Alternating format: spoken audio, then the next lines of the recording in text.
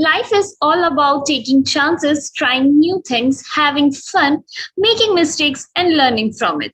A very good evening to all the guests and dignitaries present here.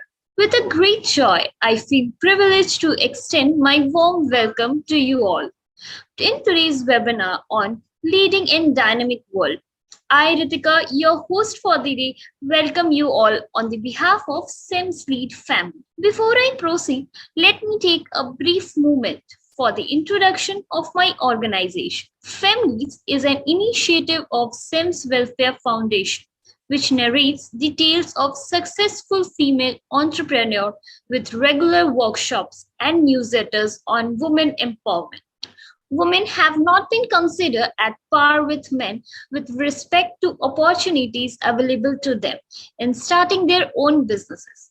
They have provided knowledge of setting up and operating as an entrepreneur and are considered inferior since childhood. Families is a community of women with a motto of engage, involve, empower women with dreams so that they can be successful entrepreneurs. Femleads has conducted awareness program in digital and financial literacy, digital marketing, career development in various industries like tools and travels, retails, finance, appraisals, handicraft, food processing across states of Rajasthan, Haryana, Uttar Pradesh, and Uttarakhand, impacting the lives of over 1,000 women. The topic of today's webinar is Leading in Dynamic World by the guest Manoj Mata sir. The world is full of diamonds and gems, and we are having one of them here today to build this event. Manoj Mata sir is a keynote and a motivation speaker with over 14 years of experience. Sir transforms leaders and managers by upskilling them to lead and thrive in a volatile and uncertain environment of the 21st century. A lot of his solutions are inspired from Asian Stoic principle, which originated when the world was going through the similar dynamic environment. Sir is on a mission to transform 1 million professionals to make them VUCA ready by 2035. With this note, I would like to give my heartiest welcome to our guest speaker, Manoj Mata sir. Thank you so much, Ritika. And it's so glad to be among so many amazing people from around the world. And on that note, I want to start with a small story. So this weekend, so there was a long weekend in India, and I went on a holiday with my family, like everyone would do, right? And when I went on a holiday, so the interesting thing, what happened was, I was told by a friend that it's going to be hot, and it was mountains.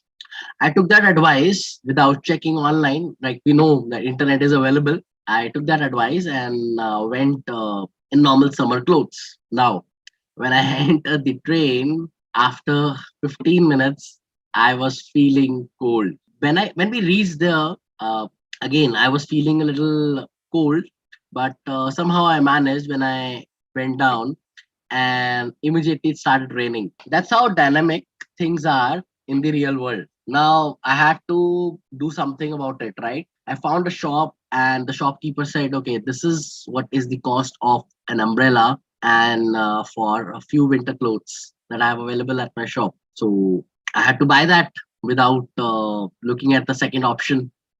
Since I was at the train station, I had no other options to explore, and I was not feeling. Although my wife was, smart enough that she carried some winter clothes for herself and for my son, and also my other family members, but I was too adamant about that.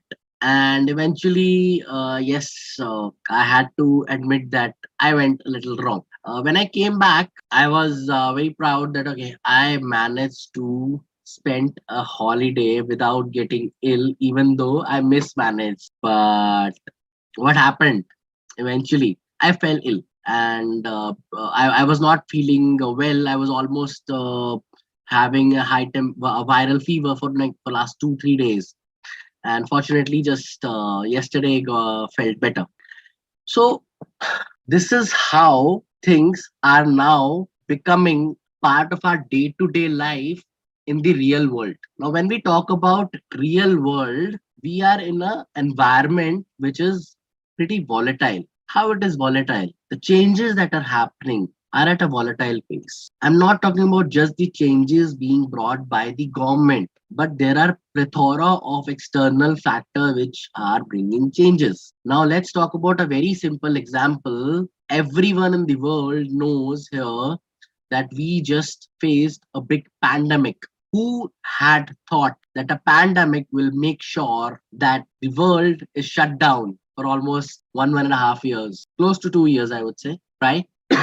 How many of us have had thought that probably there will be war immediately after this pandemic, which is going to have an impact not just on gas, oil, not just gas, oil, or on a specific country, but globally on the share markets, on multiple at multiple level. I believe there are plethora of trade which happen between big countries and that have had an impact.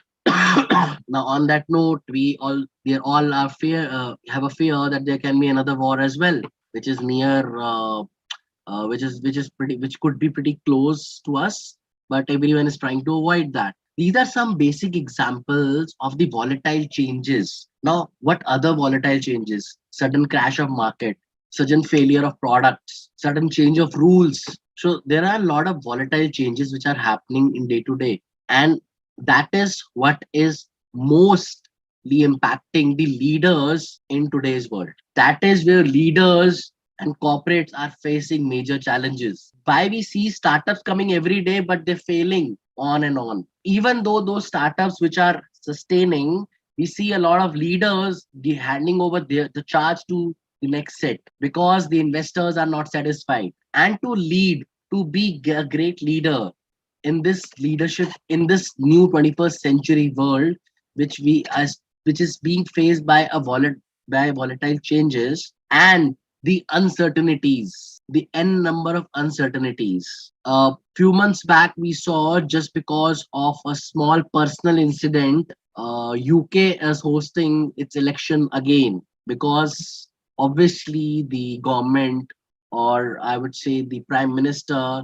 was not, or he lost his respect among people. So because of that, he had to resign. And when new government comes in, new people comes in, obviously there'll be new rules, new challenges, new changes. How many times in the history were these kind of things happening? Now we have meta coming in. We recently got introduced to a new word called meta. Now, how do we know that in few months, or how sure we are that in few months or in few years span, will not be waiting for people to courier us a contract or email us a signed contract? Maybe two people or two companies will meet in metaverse, they will sign a contract, and we'll just have news. I'm sure a lot of you probably might know this example of broker.com.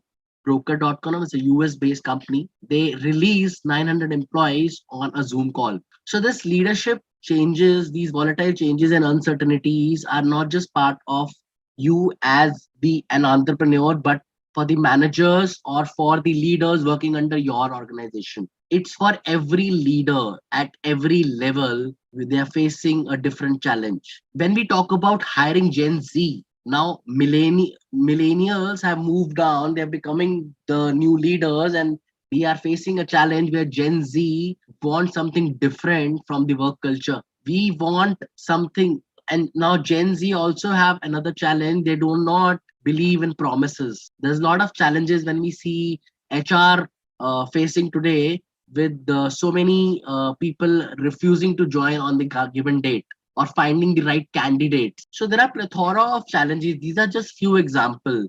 With 21st century moving forward, with technology rising, this is going to rise. Now, how my learnings or the learnings which I'm going to share is going to have an impact in this 21st century world. So a similar situation was there during 10 AD and 10 BC and 120 AD. It was called the Hellenistic period. The Hellenistic period was a period when Rome and Greek were ruling the world, when some of the biggest powers as we know today didn't even existed. And the world was uncertain at that time. Although yes, I can compare a lot of things when I come to that period. So that period had a challenge that there were new plagues which were introduced quite often, which was one uncertain challenge. Today, Bill Gates, as he says, that future wars are going to be with viruses. We don't know what is there and what we are fighting in future, and we all know that we have just went through one pandemic. We don't want to face another.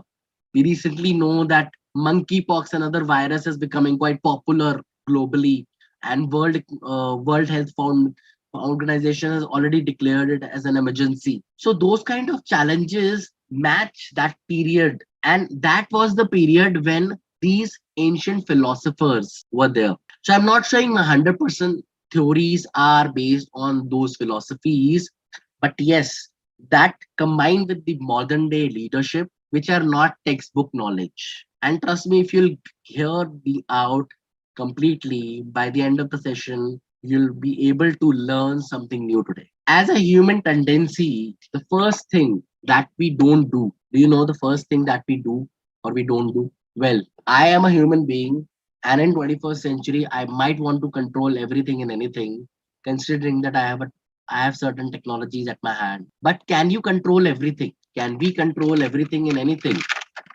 Is it possible to control the external factors? I want to go out on dinner tonight. I want to go for dinner tonight, and it's raining outside. Is it possible for me to stop the rain?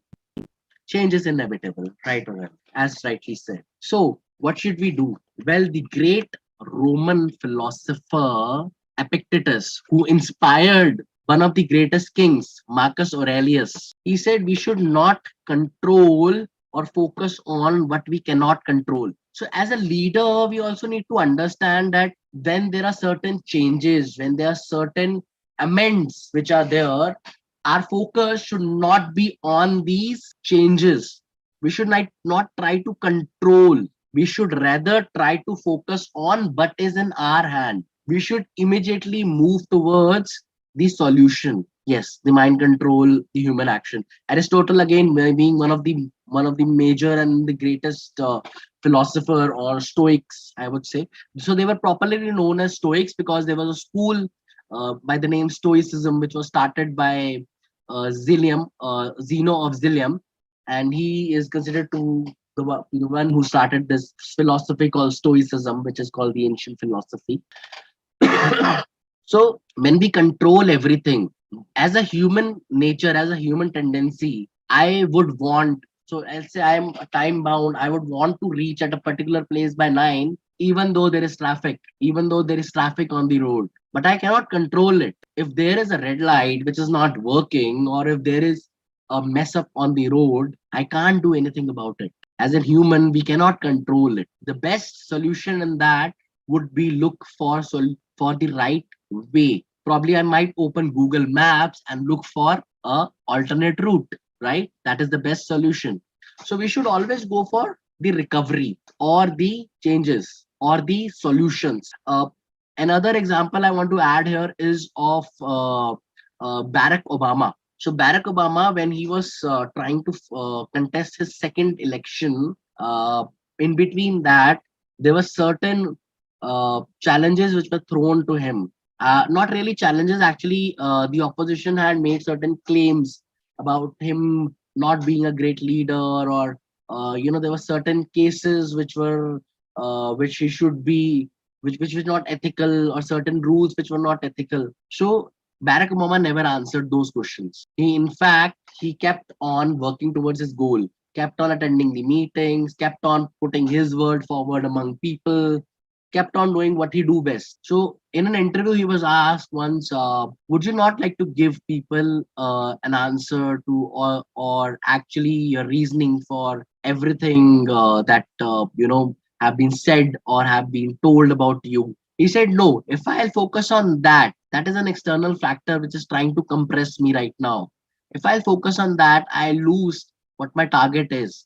My target is to win election. So on a back end, I have told my team to do the solutions wherever possible, to solve them at their own level, while I go out there, meet people and tell them what I can do best. And he ended up winning the election second time. We all know that. So that's how the things have to be. That's what the leaders need to do. Whenever there is a change, we need not get stressed or need not control it. The more we try to control it, we will the things will get out of our hands. We will try to be more stern, we will try to mold things, but it might just end up frustrating us as a leader. So, rule number one, focus on what can be controlled. Do not try to control everything. Go for recovery, go for solutions, go for changes, look for alternatives. Talk to expert. One thing I feel people do not want to do is they want to handle everything on their own. I have mentors. I know when I have to talk about finance, I'll talk to Mr. X. I know when I have to talk about my personal goals, I talk to Mr. Y. I know when I have to talk about my trainings, I'll talk to Mr. Z. So I know my mentors. I have already made a list of my mentors and I talk to them. Find mentors. And even if you feel that you do not have mentors, there are paid solutions available. There are people who are solution providers and that particular situation. If I'm having a financial trouble, obviously it's best to hire a CA who can take us out of that problem. A CA is a chartered accountant in India. I believe globally they have accountancy experts, or you'll have your own level of names for them. Rule number two. So we have done with rule number one. What is rule number two of a leader? Rule number two: calm is contagious. Now you probably might laugh and say, calm is contagious. This person has just told us to not to, focus on what we cannot control, and he's saying calm is contagious. Okay, so in mid of a chaos, even in the war, the army advises its people that the calm is the chaos. So, and that especially from someone coming from someone who is in charge. So, in when I talk about people, when they so when they were whenever there is trouble, and when I talk about people, they normally tend to lose their wits and calm. Whenever there is a stressful situation, we tend to lose our wits, we tend to lose our calm. And in a difficult situation, it is the role of the leader to actually install peace. And I'm sure everyone agrees to that. But how calm is contagious here? Now, when we talk about leaders putting in calm, or leaders actually trying to calm down the situation, we normally, what I have observed as well, this is personal observation as well, a lot of modern day leaders try to calm down the situation with force. But a real leader need to lead by example. You need to stand up, step in, do the task, and let everyone watch. A very interesting example I recall. I remember I was when I was in college, among university days. I was hired an intern by a hotel group, and I was working there for I was training there in accounts department for a few weeks. And I remember when I walked into the lobby, so there was this another trainee who came from a hospitality college, and he said that okay, my task is not to clean the public area washrooms. I'm not the one to do it. The F&B director. So I was really impressed with this person. The F&B director at that point of time, his name was Mr. Rajesh Khatri. He came in. He said, "Let me tell you, show you how it is done." He picked up the tools himself, and instead of cleaning the entire public area, he actually showed him how a WC is cleaned. A person at a director level himself showed, and that person had a change of personality. I saw that person change into another person during my tenure. And when I used to meet him after that incident, that person sounded like a real leader because he learned from someone who took charge. So that is why calm is contagious. So calm forced is contagious. Calm with example is not contagious. Rule number three: control the passion. So when we follow entrepreneurship, or when we follow something that we love, we are almost always told that okay, this is our passion. We should follow our passion, and we should be really passionate about it. But we need to understand there are different kind of passions. So we need to control this passion. Athletes. Now let's take example of athletes. I'm not sure how many of you are fond of wrestlings or this private boxing or UFC. I'm sure a lot of you would have seen or observed, maybe seen advertisements. But normally, what they do is they try to invoke or provoke these guys or their opponents sometimes to actually make them more frustrated, angry, agitated, so that they take up a step or they end up taking up a step in the arena which might cost them the match. That's a planned move. That's very common among sports.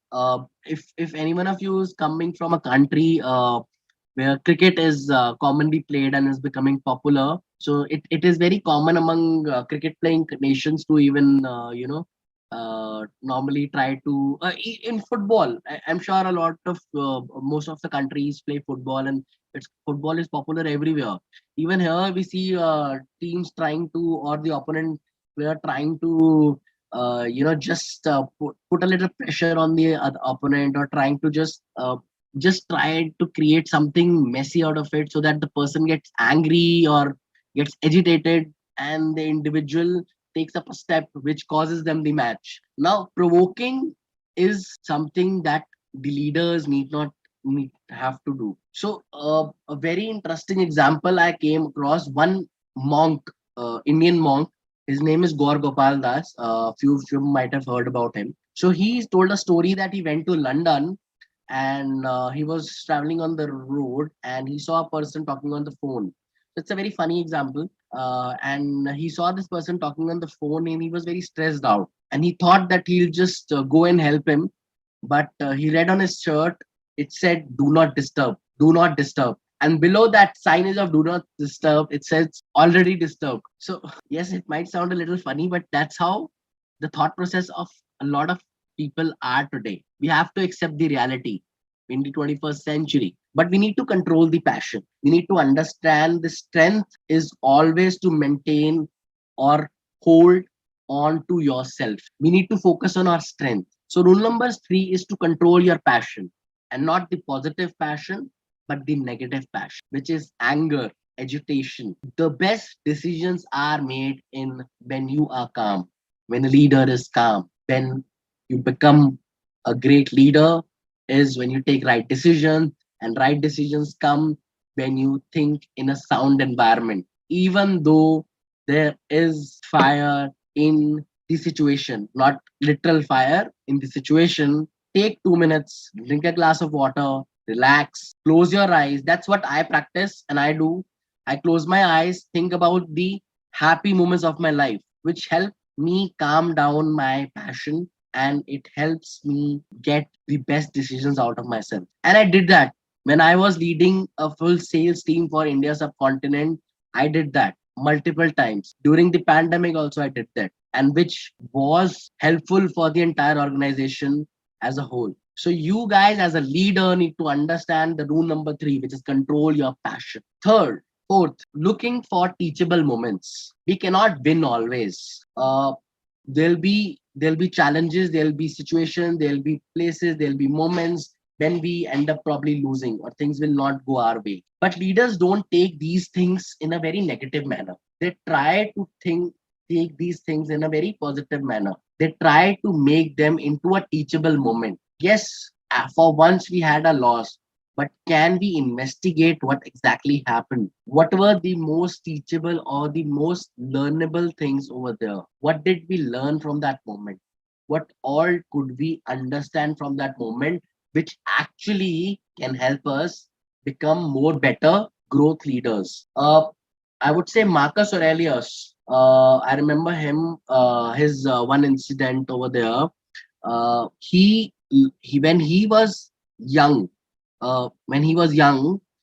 he actually was so when he was under training, I would say he was not even considered as, so when he was under training and he was young, he was, I would say, teenager. He saw a few pandemics, when not pandemic, I would say, through plagues, because that time there were plagues and bacteria was also as disastrous as a virus in today's modern world. Now we do not consider bacteria as a threat. So he observed how they were handled by his leaders, and He dissected them and figured out what kind of mistakes they made it. He wrote them in his meditations. And when plagues or different situations came into his life, he ensured he made a process out of it. He learned from the mistakes of his past leaders and his past predecessors to ensure that the situation was handled best. Imagine a person who's considered a great leader. He was leading at a time when he was had to face war at two different fronts. His wife was cheating on him. There was conspiracy to kill him continuously around him, and there was plague. So that was a situation when he kept his calm and he looked for teachable moments. Wherever he failed, he made changes.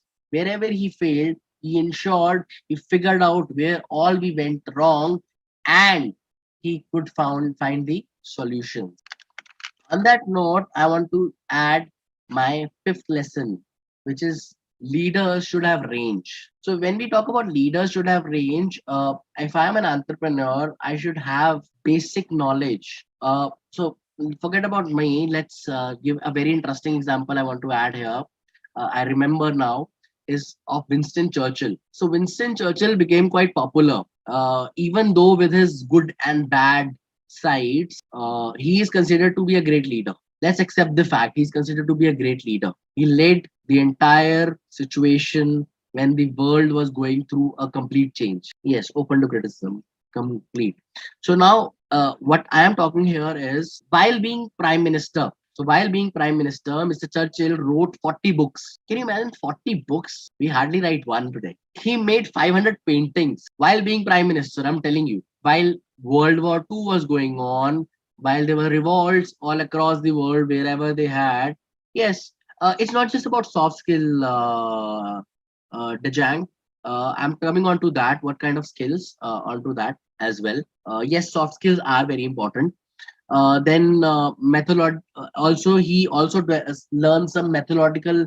He learned he some methodological. I would say methodological. No, some I would say traditional method of of making buildings, putting up rocks. That was his hobby. So he did all this when he was a prime minister. Marcus Aurelius, when he was a king, he used to wrestle as his hobby. He used to do hunting. He used to go to wars. He used to learn fighting. He used to learn different arts. He used to dance. Talk about Warren Buffett. I heard his last interview that Warren Buffett himself keep on updating his knowledge, keep on updating his information. Then I talk about what skills. Now, I recently concluded a book which gave me a very good learning as well. Another addition to this leaders having range was from a very famous author and very famous speaker, Rich Dad Poor Dad, written by Robert Kiyosaki. So he said one line that we want to spend money on the things that will probably give us pleasure or leisure or money. But how many times have we tried to spend money on educating ourselves? He said when he was working, he was doing job. He used to go sit up and take courses for real estate, for sales and marketing, for even though he was a sales and marketing guy, he used to still take lessons. He used to go and study more about marketing, about negotiations, about plethora of things. He said I did plethora of course he used to spend time with his CAs because he speaks more about finance. He used to spend time with corporate lawyers. He said, I used to pay them money to be able to learn things, to be able to learn to do it myself next time, or maybe learn and do it myself. So, leaders need to have certain range. Open yourself to range. Now, that range does not just mean only the soft skill. Yes, you need to be open towards soft skills, hard skills, but you need to understand, let's say you are running a business, what skills you should have. I'm not saying you should be a full-fledged accountant, but you should know basics of how to read a balance sheet. You should know what the basics of a balance sheet looks. You should know if you'll float or you'll launch your own IPO in a couple of years in the share market, how it will look, how you will earn profit, how you can earn money from it, and how it will help you, how you can get into angel investment, how you can do crowdfunding, get crowdfunding. These are some basic examples. So we should always have range. How about critical thinking, innovative thinking, complex problem solving? I would say as an entrepreneur, I would love to. I love doing a course on meditation as well because I wanted to keep myself calm. So leaders should need to have range. If you have a range, then you will go to places, your business will go to places, your ventures will go to places. Even if you are into a sector or in a segment which already has a lot of competition, do not worry about it because your learning is going to help you and give you edge, a sound edge. And when I talk about learning, does not really mean that you need to follow your competition. Stop catching your competition when it comes to learning. That's one mistake which see a lot of leaders do. My competition. So let's take a basic example. I am a public speaker, a stage speaker. Should I look at what top public speakers do? Should I look at Grant Cardone? What he did he learn? Or should I look at Dr. Vivek Bindra? What did he learn? No, they had their own learnings. They had their own style. I'll focus on mine. I learned stoicism. I learned philosophy. I learned sales. I learned leadership. That's my part of it. I made my new unique learnings, which helped me. I learned networking as well. Probably I'm not sure how many of them learn networking, but I learned networking as well, which did help me get a lot of good, I would say, speaking stints. So I'm giving my personal example to make you understand that it's not just about getting or leading or opening to only the skills related to your industry. Probably if you'll go and just learn, let's say martial arts, you'll end up learning great focus. Why do you have to then go and learn a course of procrastination when you get a focus based course by doing something that you probably enjoy? This is a very small example. Everything that you learn in life gives you an edge, gives you something new. Now my and next learning on coming on to that is accept changes and adapt to it. Accepting the change and adapting to it. It might sound a little similar to what we said in the beginning, that where I told you that okay, we need not control changes. Yes, we understand we need to focus on what we cannot control. We need to focus on those things. But can we adapt ourselves to those changes? That is more important. So first we need to have an acceptance for change. I'm sorry for my back throat. I just came out of fever. Okay. Now, when humans are, as I said, humans are meant to grow. Have you ever observed, let's say, if you're walking on a street and you get a small bruise on your hand, our body itself recovers it. It start building it automatically. Within few hours, the small bruise, the blood stop coming out. Within a day or two, it start rectifying itself. You don't really have to actually go to a doctor. If it's a small burn, you might feel a little burn, but slowly and gradually in a day or two, it will start mending itself. That's the nature of our own human body. We can learn from it. We are meant to grow. But what we do is we actually follow the rule, or I would say, we try to stick with the old leaves. Old leaves, as in, so if you see trees, they normally shed their leaves with the change of season. We humans have tendency, we hold on to those leaves, the old leaves. We do not want to accept change. We do not want to adapt. We need to let those leaves go. Those leaves are dead. Let them go. We need to accept new leaves. Every season has new leaves. We can learn from things around us. They give us power. They give us more strength. They give us more value. They give us more parity. So we need to understand that these dead leaves are just going to stick to us and they're not going to give us any good strength. Sometimes it happens with humans as well. Normally during winters, I'm not sure if any one of you has faced that. It is pretty common during for people living in extreme cold. They normally have a lot of shed of skin on their hand. If you'll ever go to places like Canada, UK, Australia, some London, where this normally not Australia, London, and there is a lot of cold. Where, this I've seen people they're losing their skin. A lot of skin they lose. Even our human body has a tendency to adapt to that temperature or that weather. We need to learn from that. We need to accept and adapt. There is a change of rule. Accept. Okay, we can't do anything. We need to pay taxes. Let's see where we can benefit the best, how we can adapt to it. Human tendency is to grow. Human tendency is to go move forward. Even if you leave, it is. I read it somewhere. Even if you leave a human in water, and the person will start floating itself on the water, will not drown. Human body is meant to survive and grow. That's how God has made our body. Yes, it also improves social transformation. Truly said. Like when we visit to new places, we need to adapt to new changes, new languages, new people. Why do we do that? We do that because we need to stay there. We need to grow our business there. Maybe we want to add. Now I'm in India. I might want to go to Philippines and start a new thing. Maybe I want to go to Qatar and start a new project. Maybe I want to go to Thailand and start a new project. I have faced that. I've done that. I've lived abroad. I've adapted to different changes. I've adapted to different cultures. I have done that. Worked with people around the globe. And it actually taught me that when I accept change and when I adapt myself, I can grow faster. I can grow better. And as an entrepreneur, you understand the culture better, the nature or better, you get the solution better. Because we are meant to grow, we get the solutions better. And the last one, a leader leads. Well, you'll say, right, leader is meant to lead. What's new in that?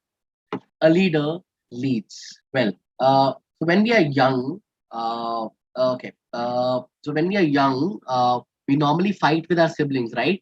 We normally have this tendency. I'm sure a lot of you would have siblings, and you will memorize how you used to fight for small things. Okay, that's my chocolate. That's my toy. That's my dress. It's common. That's completely fine. That's how kids grow. But when we grow up, do you think that nature will work for us? Do you think that nature in an environment? Okay, someone stole my business. Someone stole my business. Can I go and fight with them? You stole my business. No, I'm a leader. What is the best that I can do? As a leader, I can lead. I can set up example. I can step up and help what best we can do in that situation. What best we can do in that situation. We just need to step up. We need to grow ourselves as good leaders. A leader need to lead with example. Let's say I'm stuck in a situation where a business was important and the business is gone. Of course, there is no possibility to go and fight with them. I need to step up and see where all I can help. Let's say there are a couple of employees in my team who have hired and they're not being able to solve certain challenges. As a natural tendency, I'll go and probably tell their boss, I'll try to scold them. But do I understand why this task is not being done? I need to understand why the task is not being done. I need to lead as a leader. I need to step in and help those guys to first understand why that was not done, what are the challenges being faced, and probably overcome those challenges myself, show them how it is done so that these people can learn. Next time, they will not come to you or they'll not delay the thing. The same thing will be done on time and will be on your table. So leader need to lead. You need to step up. You need to grow and you need to come forward to help. You need to be like a helping hand for your teammates. You need to be like a growth. You like to you need to hold because you are the one who's like a heartbeat, which pumps all the blood in the entire organization. An entrepreneur, a CEO, owner of a company, even if it's your partner, they are having challenges. Hold them tight. Yes, if obviously I'm not considering those cases wherein someone is not doing or not performing a particular task because they don't want to. That's a different case scenario. But I'm talking about here that when how we need to hold these hands. And on that note, I want to give you a bonus step here. The bonus rule is no random actions.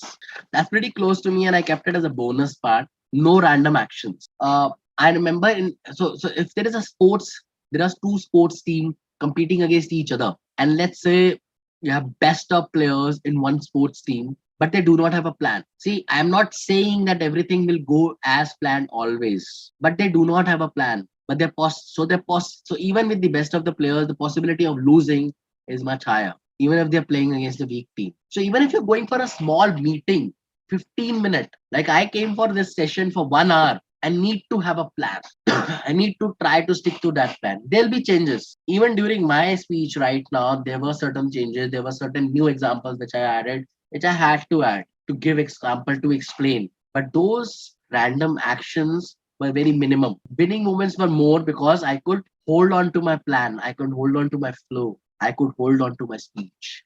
So no random action, never ever. Even if you have an agenda, even if you have a meeting, always plan an agenda. Always, even if you don't want to write down, maybe type it, email, always have an agenda plan. A meeting without a plan, an action without a plan tend to give you a no answer, I would say, or a no result. Uh, I want to here again add a personal example, which is again a part of my random addition to it, because I recently recalled this happened with me. So a cousin of mine said that I want to help you get certain speech projects, and he said I want you to come with me. So he said, "What is the?" So I asked him, "What is the agenda?" He said, "We are going to National Skill Development Corporation in India office. They help with skill development agencies, and let's go there. And after that, I will take you some places." So I thought the agenda was set. So we went to the first project which he told me. We had a meeting, which of course I had already, which I knew about what they exactly do, but still, considering that he was my cousin and he convinced me, and he was quite adamant. So I agree. He said, "I'll take you to another meeting," which was not fixed. He took me to another meeting in a university. We went there looking for the office, looking for people, could not find. He said, "Okay, leave it." Third place. I said, "Are you sure your meeting is fixed?" He said, "Yes, the meeting is fixed." He took me to the third place. We could not find that person. He said, "I'm busy in a meeting." He had lunch and we came back home. The entire day was wasted. So this is a very small personal example. It did not had a great impact, but in long run, as an entrepreneur, you probably need to understand that these kind of things will have greater impact. So do not take a random action. Even if you need to plan in a short time, 5 minutes meeting, okay, last minute meeting, 5 minutes agenda, take 2 minutes, 3 minutes, maybe write down. What do you want to discuss? What does that person do? What do I do? What do you think that that person can help me with? Or what I can help them with, especially when it's your sales meeting. So, on that note, I would like to repeat that focus on what you can control. Calm is contagious. Control the passion. Look for teachable moments. Have a range. Accept change and adapt. A leader always leads and never ever go for a random action. Thank you so much. Ritika, over to you, please. Yeah, sir. Thank you so much. And I request participant, if you have any question, you can type on the chat box. Really, the best attitude, I would say, considering that, how situations are pretty dynamic, we need to have a little more dynamic attitude towards every situation, because there will be certain things which will come off random.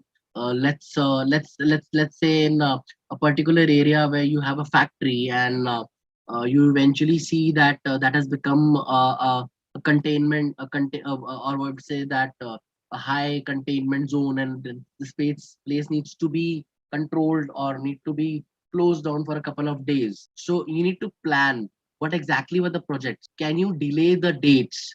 Can you request for certain delay dates? So those kind of attitudes to take certain decisions.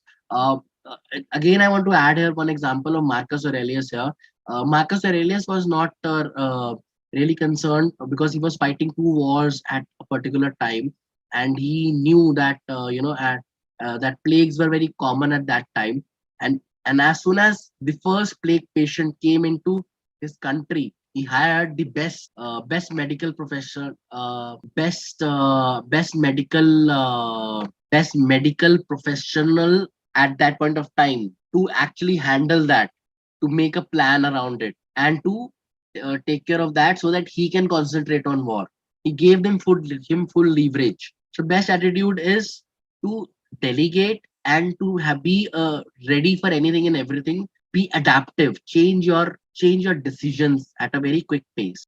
No, there is one. There was one from Aurelio that world leaders today are so aggressive. Progressive. Yes, I understand, but world leaders are quite aggressive. But you need to understand that aggressiveness is not going to lead you. You need to be very calm. You need to show them, set an example. If you see some of the best winners, why Bill Gates? Why we, when we talk about the riches of the winners, why we still talk about Warren Buffett, Bill Gates, Jeff Bezos? Why don't we talk about the new age leaders? We don't talk about them because of the very particular reason. They are not very aggressive. They understand Even if you see people like Satya Nadal, who's leading Microsoft, or Sundar Pichai, they're very calm. Even if they have a very calm, aggressive attitude. Aggressive with a calm attitude. Think how aggressive in terms of your overall project should be there, but aggressive as a human individual leader, you should not be aggressive as an overall personality. Aggressive towards approach towards your business should be there. What should you suggest that must be done to cultivate the right attitude a leader needs? Okay. There's no nothing. So okay. So leadership can be learned. There are no specific activities. Although yes, I do particular courses with corporates as well. I'm not sure if you're part of any corporate. I'm not sure. This is Brindet. Okay, so I've done a lot at national and international level. I've done workshops for that. We do teach some activities. There's level 1 for manager, level 2 for senior leaders. But yes, leadership can be built. Right, attitude can be built. But yes, it has to be an acceptance from the people as well. There's no specific activities which can be told in a nutshell. There is a whole process to it. So you can contact SEM's organization in case you keen to connect with me. There If is you one have, question from Morales: should a leader be feared or loved? I think there should not be a fear when it comes to leader, but I think it's not just about love. Leader is someone who should be looked up to, look up to. So if I have to see you, if you are my leader, I should see you as my example. Like my leader was a lady. I still talk to her, even if when I'm in trouble. Even if I'm in random trouble, I'll not talk to any other mentor. I'll talk to her because I know I look up to her as a leader, and she knows that she will not do anything. She'll probably not give me any technical suggestions. Only she will do is she'll motivate me that you can do it. I know you have done it in the past, and you'll do it in the future as well. You don't have to worry about. Okay, Sakshan, we're ready to take your question, please. Good evening, sir. Thank you for the awesome session, sir. Sir, Thank you. I do have a doubt. Like Sure. everybody is not a self-made or first timer to the entrepreneurship model. They first do some work with some organizations, and in a certain scenario, they face some workplace disputes or workplace problem. Like they are not getting some motivation in some form, and they are not willing. Like how the same will go up. The only thing is, I understand where you're coming from and what you're talking about. I myself have worked in different organizations, right? And if you want to hear personally, I changed 9 jobs in about 7 years because of the similar reason. But what I realized, eventually thing was my focus. So when if you have heard about this session, if you have heard about this, if you follow these practices in your personal life as well, you'll automatically become a leader. So understand that you need not focus on the external circumstances. Can you control someone's attitude, Saksham? Tell me something. If there is a person sitting next to you who always cuss you, can you control his attitude?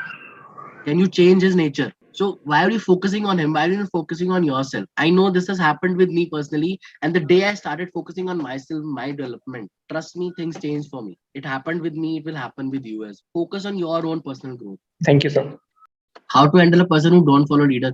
Eliza, trust me, if someone is not following you as a leader, that means that person does not see you as a leader.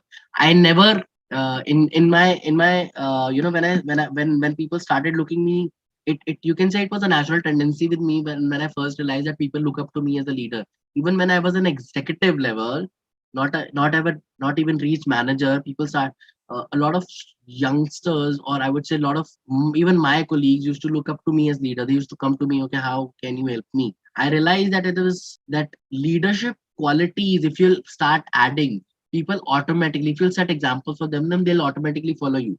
If you are not following, if they are not following you as a leader, you cannot force them. But yes, you can always set an example, show them how things are done. So there is a difference between being a boss and being a leader. I'm talking about being a leader. So leadership comes with something that where I know that if I'll call 10 people right now who follow me, they'll, yes, they'll follow me. They follow me, they'll obviously listen to me. But if I know there are 5 other people who never followed me, they will not follow me. They will probably give me an advice. They'll probably be friends with me. They might not talk to me, but they'll not consider me as leader ever. Or until unless I do something for them that they so this happened with one of my actually classmates. He and me, we both were working actually in the same company when we started working, and had a very bad mouth. He was and he was always fighting. He had that nature. Few, I would say last year during the pandemic, I helped him. During the pandemic, I helped arrange some blood for him because we were part of some of a club. We were trying to help people around, and I also helped him a couple of things. And this person now looked up to me as a leader. He calls me for every other thing now, every other suggestion. So you need to understand, you cannot force anyone to look up to you as a leader. You need to build yourself. You need to add those qualities and then work towards them so that people start looking to you as a leader. Yes, rule number 4 is correct. Teachable moments. Look for teachable moments. Even if you have messed up, there is mess up.